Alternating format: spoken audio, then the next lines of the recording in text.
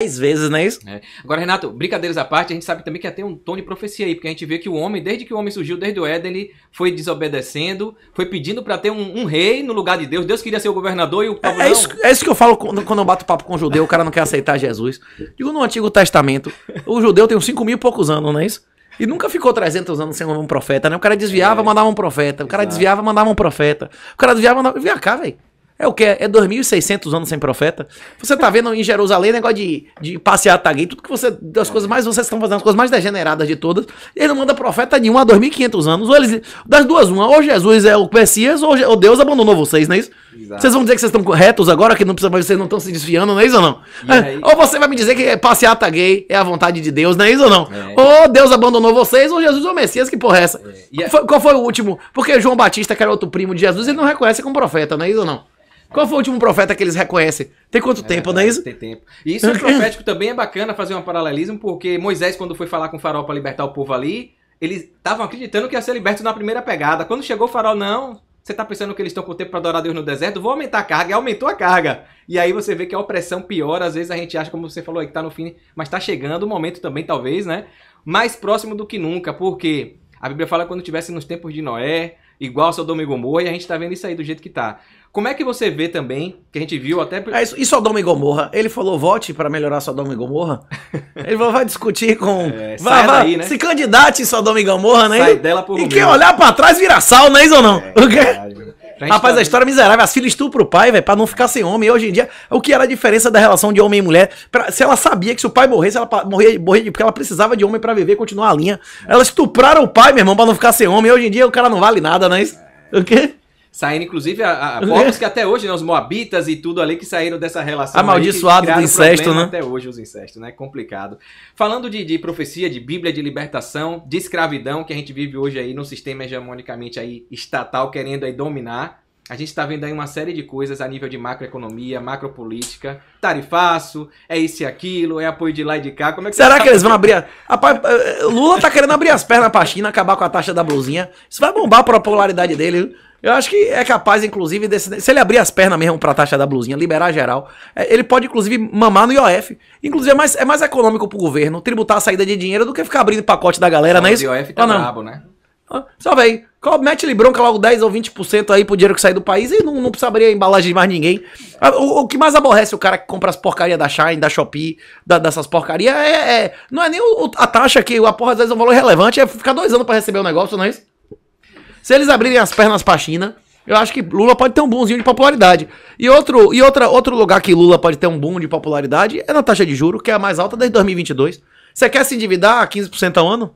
É complicado. Agora, se ele baixar pra 10, 9, 8, eu já começo a querer dever mais em real, não é isso? Hein? A 10% em real ao ano, você não quer se endividar, não? Venha milhões se você puder me dar. É dizer em Bahia, Banco do Nordeste, venha, eu aceito, não é isso? Agora, nesse cenário todo, Renatão, de crise institucional, 3 poderes, um tomando conta do outro, um fazendo uma coisa, atribuição do outro, um desrespeito retado e...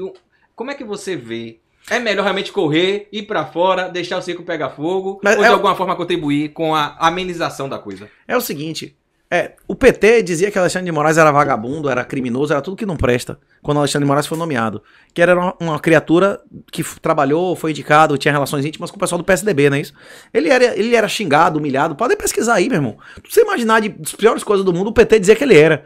E agora ele virou herói do PT, por quê? Porque Bolsonaro colocou ele. O Bolsonaro fez a mesma coisa em Lula. Foi boca mole, ameaçou uma coisa muito mais forte e capaz do que ele, não é isso?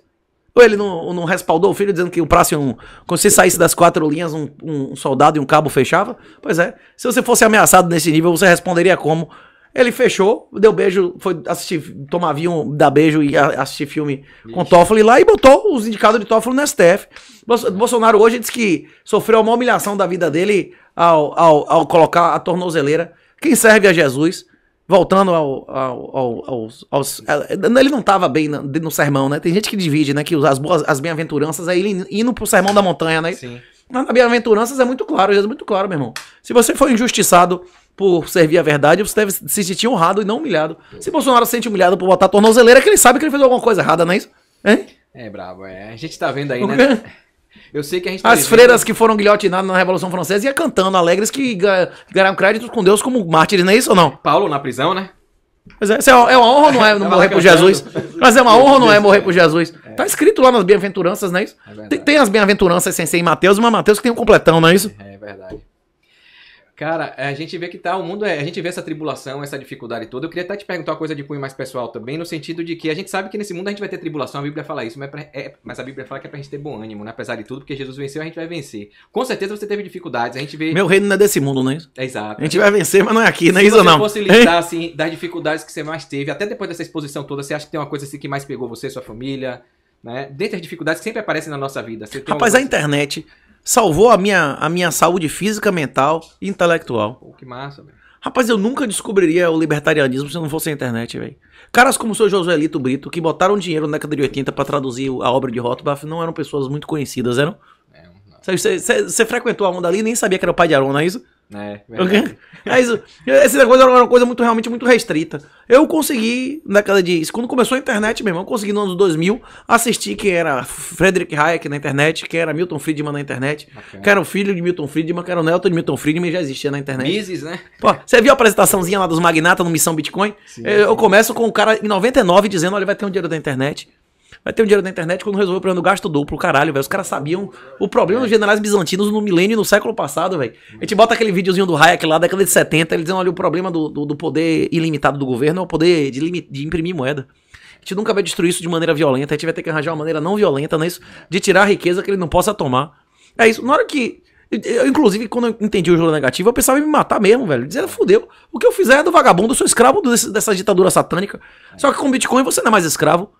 Você não é escravo de lei feminista, não vai tomar um centavo seu. Se eles lhe matarem e ninguém lhe honrar, você leva seu dinheiro pro caixão. Muda a relação de homem e mulher, governante e governado, de sócio, muda a zona toda. Eu posso fazer um contrato de dote de alguém querendo casar com a filha minha, ou eu posso fazer um setup sucessório que eu quiser, cagando pra lei. Foda-se o que de lei disser. Não é isso, vai me prender no caixão, não é isso ou não? É a beleza da descentralização, né? Pois é. Pegando esse gancho aí, você me indicou um livro, cara, eu sou muito grato.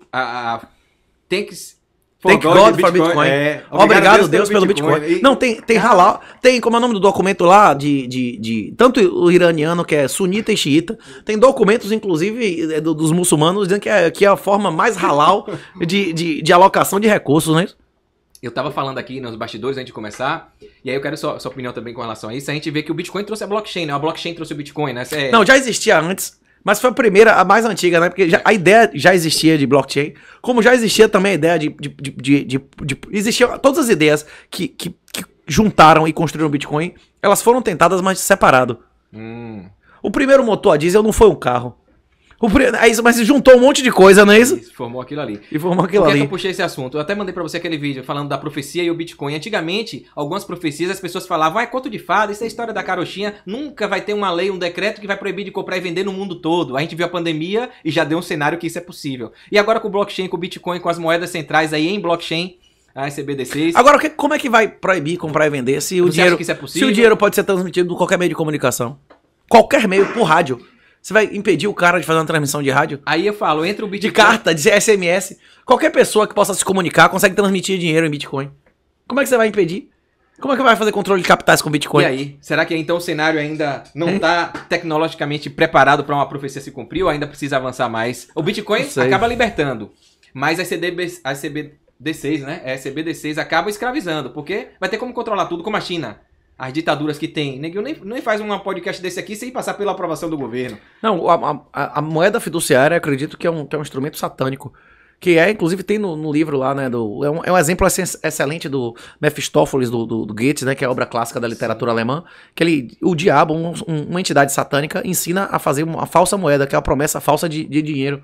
Só que ainda é menos satânico do que o real e o dólar, porque ele promete uma coisa que existe, que é ouro. O real promete a você créditos que vai valer o quanto o devedor quiser que valha.